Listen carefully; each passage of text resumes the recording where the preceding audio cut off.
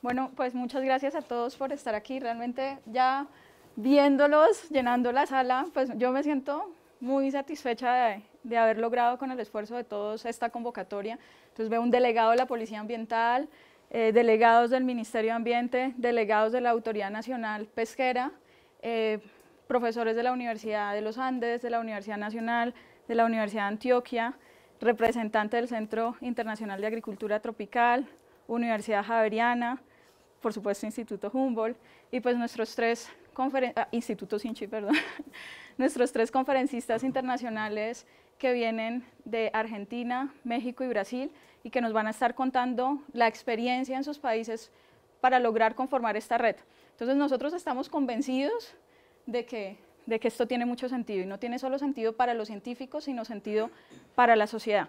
Entonces el esfuerzo de esta jornada y media de trabajo va a ser una conferencia de científicos, pero que trascienda, ¿sí? Que vaya más allá del ámbito científico y que logremos comunicar la importancia de lo que hacemos y cómo se enlaza realmente esto con las cuestiones de manejo de la biodiversidad en la vida diaria. Entonces agradezco pues a todas las instituciones que están aquí presentes.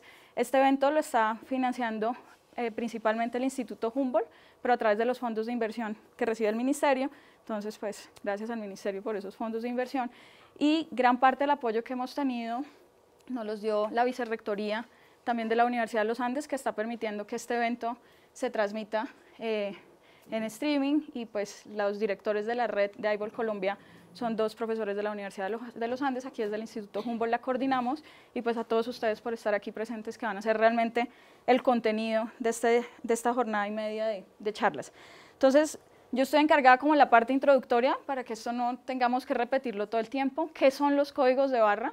Entonces, los códigos de barra de ADN hacen analogía a ese sistema del mercado en el cual uno tiene un identificador de un producto.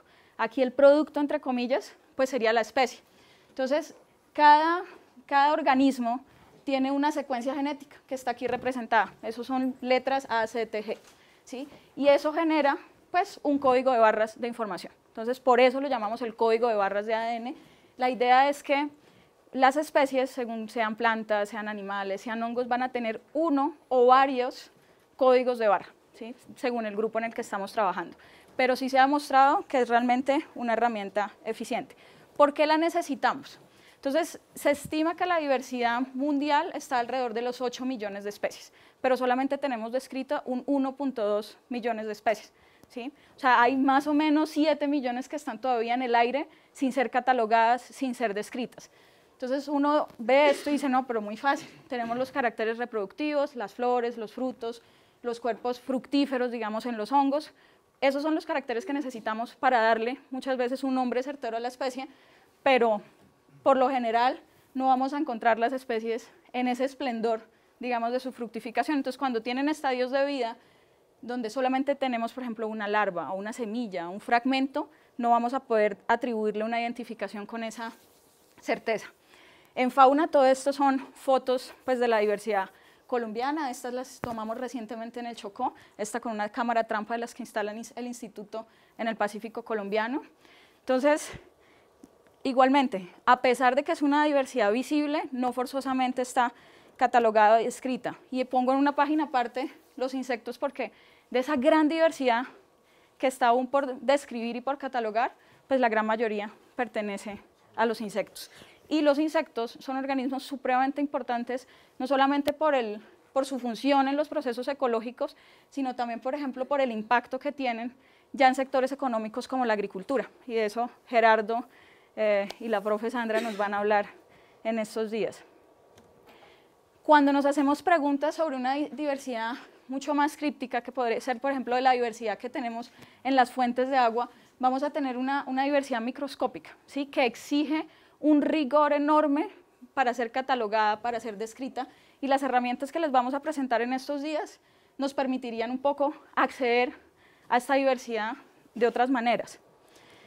Entonces, en casos como estos, por ejemplo, donde tenemos estadios de vida juveniles, aquí donde no tenemos ni flores ni frutos porque es una planta juvenil, donde tenemos, por ejemplo, las agallas que depositan los insectos, esto que no sé exactamente qué es, pero creo que son huevitos de insectos también, que hemos visto un poco por todo el país, pero ¿qué especie es?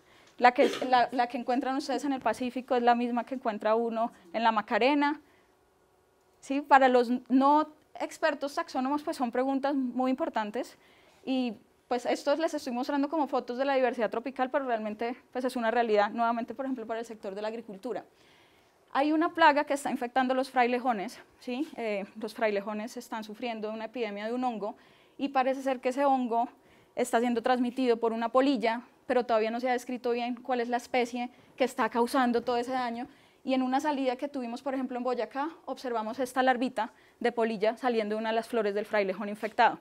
Entonces, esto sería una herramienta para ir, coger esta larva, hacerle su identificación genética y ver si se trata de la misma especie o no que está afectando los frailejones de los páramos del país. Otros tipos de diversidades justamente que no podemos describir de manera fácil, entonces, por ejemplo, todos estos minadores o parásitos de hojas, o sea, todo esto es un microecosistema, pero si ustedes no tienen su entomólogo al lado, e incluso aunque lo tengan, no forzosamente van a poder tener la identidad taxonómica de la especie. Entonces, solo como para darles una serie de ideas del campo de aplicación pues, de esta herramienta genética. ¿Cómo funciona? Entonces, la idea es, como hablaba Brigitte, de la importancia de la gestión de información de conocimiento. Entonces, tener una base de datos pública sobre esas identificaciones genéticas, o sea, como un catálogo genético de las especies. ¿Cómo lo construimos? Entonces, a partir, por ejemplo, de las colectas, que pueden ser colectas que ya existen, entonces el país, por ejemplo, Colombia es muy rico en colecciones biológicas, está la colección del ICN, la colección del Instituto Humboldt, el Museo de la Universidad de los Andes, de la Javeriana, de la Universidad de La Salle, etcétera, etcétera. Tenemos ahí una base de información de la cual solamente tenemos como que explotar esta nueva dimensión para generar esta base de datos. Entonces, un espécimen bien identificado, esta etapa requiere del trabajo de la mano de los taxónomos, entonces nosotros no estamos buscando reemplazar la taxonomía, estamos buscando trabajar con los expertos para poder generar la mejor fuente de información. Ciertos procesos de laboratorio donde procedemos a la extracción, amplificación y posterior secuenciación de esa región genética que tanto nos interesa, que viene siendo los códigos de barra. Esos códigos de barra se vienen trabajando desde hace ya muchos años, entonces hay unas propuestas estándares a nivel mundial. Entonces hay una serie de regiones para los animales, otra para las plantas, otra para los hongos.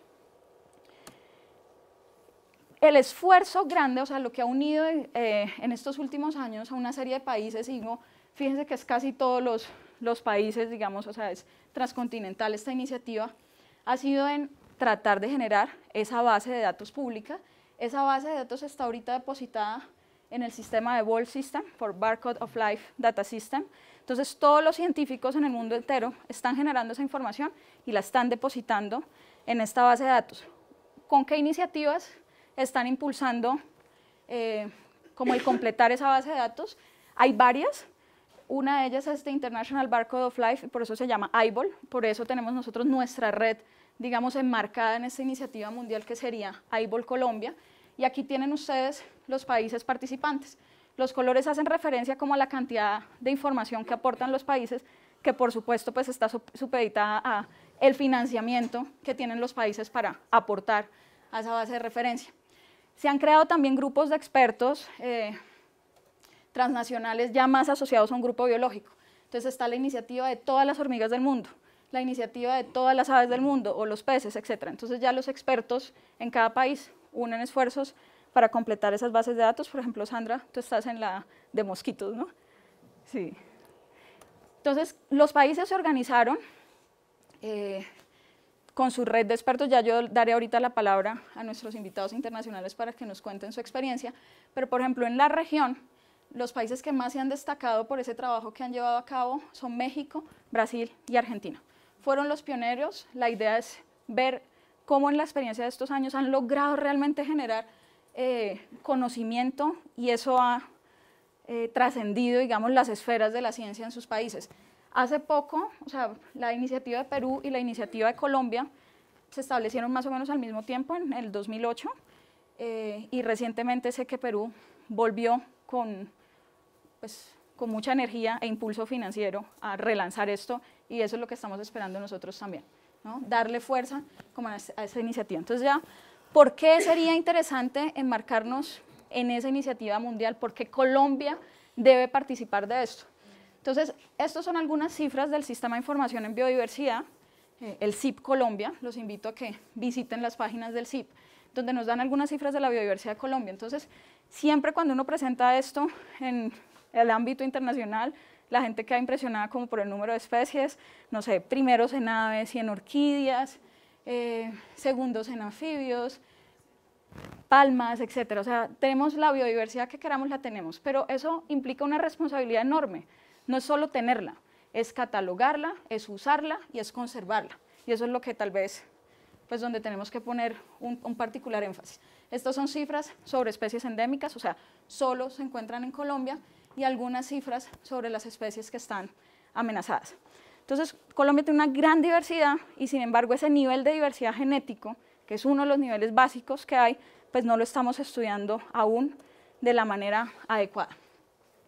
AIBOL Colombia inicia en el año 2008 bajo el liderazgo de los profesores Mauricio Linares y Santiago Madriñán de la Universidad de los Andes, y de ahí en adelante comienzan a convocarse todos los expertos del país que están interesados en el tema, que quieren trabajar en conjunto, y hemos logrado, a pesar de no haber tenido financiamiento real como reto en los últimos años, tener una cohesión de grupo y mantener pues como ese equipo de personas expertas compartiendo información y luchando por un mismo objetivo. Entonces, algunas de las entidades participantes en la iniciativa, uno de los proyectos que realizamos en conjunto fue financiado en el 2012 por el IDRC de la Universidad de Ontario en Canadá, y con el financiamiento que obtuvimos realizamos los primeros 1000 códigos de barra de las especies de importancia socioeconómica en Colombia.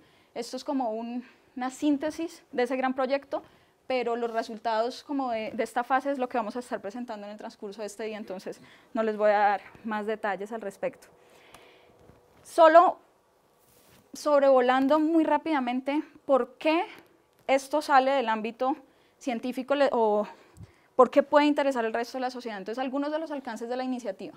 Le ha dado una nueva vida a las colecciones biológicas, ¿sí? Como les digo, las colecciones biológicas en el país son muy importantes, son un repositorio de información esencial, o sea, la gran base de la investigación que nosotros realizamos, sacamos esa información de las colecciones biológicas, y esta iniciativa le ha dado como una nueva vida. Entonces estamos, por ejemplo, este es un estudio donde hicieron como la reconstrucción histórica de la invasión de una polilla a estas, que es una plaga de este falso castaño. Entonces fueron a los herbarios de Europa y empezaron a sacar de los herbarios las polillas que estaban conservadas en las muestras de herbario y empezaron a reconstruir toda la historia de la invasión de esta plaga. Este fue uno como de los casos más emblemáticos al comienzo de la iniciativa en Guanacaste, Costa Rica, entonces bosque seco tropical. Ustedes saben que Colombia tiene un bosque seco tropical que tiene ahorita como extensión solo el 1% de su área original, es uno de nuestros ecosistemas estratégicos. Y aquí lo que hicieron es que había una especie de esta polillita, Astraptes fulgerator, que está aquí, ese es el adulto. Entonces todos decían, bueno, hay una especie, tiene una amplia distribución, y cuando empezaron a hacer los códigos de barra genéticos, se dieron cuenta que en realidad a este adulto lograban, o sea, se asociaban diferentes especies de polilla. Conclusión, uniendo la información taxonómica, ecológica y genética, se dieron cuenta que lo que antes se consideraba una especie realmente constituían 10 especies distintas. Entonces, como que acelera realmente el descubrimiento de las especies crípticas. Está siendo utilizado para la identificación de plantas medicinales, ¿sí? Entonces, en fitoterapia es una, digamos, de las promesas en los campos de utilización. Está siendo utilizado para hacer control de calidad, en estos casos, por ejemplo, de los tés. Entonces, han llegado a los supermercados, cogen los tés comerciales y empiezan a verificar si los ingredientes del té sí corresponden a lo que está en la etiqueta o no. Por lo general, no corresponde del todo, ¿sí? Está siendo usado para toda la medicina forense. Entonces, esta es una foto de Atropa belladona, ¿sí? Que es una planta hermosa, pero un poco tóxica también. Entonces, para detectar, por ejemplo, venenos. E incluso yo, ahorita que estaba haciendo esa investigación para presentarles esto, ya hay una empresa en Australia, se llama Doble Helix, que lo que está haciendo es certificaciones de madera. Entonces, certifican la especie de madera y el origen de la madera. Entonces, como realmente, si quisiéramos generar esta base de información y de ahí en adelante generar una industria, hay cómo. Detectar, por ejemplo, como les decía, control de calidad, por ejemplo, en los alimentos se ha usado mucho en los peces. Javier nos hablará más en detalle sobre el tema, pero lo mismo, lo que ustedes compran no es lo que comen, o no es lo que comemos más bien. En salud pública, como esto permite detectar los estadios de vida, por ejemplo, de los insectos, aquí, por ejemplo, en este estudio lo que hicieron fue saber esta garrapata o este mosquito, qué mamífero o qué ave o qué reptil del cual se alimentaron, ¿sí? O sea, ustedes cogen aquí y pueden saber cuál fue el ave que estuvo picando o cuál es el mamífero reservorio de una enfermedad que está por ahí en el aire. Entonces, no sé, chikungunya de qué reservorio tendrá, pero, por ejemplo, sería una pregunta interesante responder. Y como les decía ahorita, medicina forense. Muchas veces la entomología forense requiere que uno tenga el adulto del animalito que encontró en el cuerpo que se está descomponiendo. Pero entonces hay que llevar esa larva al estadio adulto. Y en el proceso puede que eso nunca suceda. Entonces ustedes con la parte genética pueden atribuirle una identificación objetiva y estándar a esa larva que encontraron. Y ya casi para finalizar, pues la iniciativa ha evolucionado mucho. Ya en estos momentos varios países lo que están haciendo es usar esta herramienta como una herramienta del monitoreo de la diversidad. Entonces, en vez de ir a buscar el código de barras de especie por especie, se están haciendo muestras ambientales, y en esas muestras ambientales, que pueden ser, por ejemplo, una muestra de suelo, una muestra de agua o una muestra de trampa de insectos, extraer todo el ADN que está ahí presente y buscarle esa identidad taxonómica a ese ADN ambiental. Entonces, una, por ejemplo, de las aplicaciones que ha tenido ha sido mirar cuál es esa comunidad de insectos que está en una plantación de pinos comparado a una plantación de robledal o una plantación mixta, ¿sí? Y monitorear el cambio de esas comunidades en el tiempo. Entonces, para nosotros, en un país mega diverso, que tiene unas presiones enormes, por ejemplo, ahorita de minería, de agricultura, donde necesitamos entregarle herramientas a los sectores para que monitoreen, por ejemplo, los procesos de restauración, de compensación, esto constituye realmente una apuesta clave en ese proceso. Y ahora sí, de verdad, para terminar, esta iniciativa ha llamado mucho la atención de la sociedad y la ha acercado como a esa dimensión de la diversidad genética que siempre ha sido mitificada porque como no lo vemos, entonces eso es complicado y eso es difícil.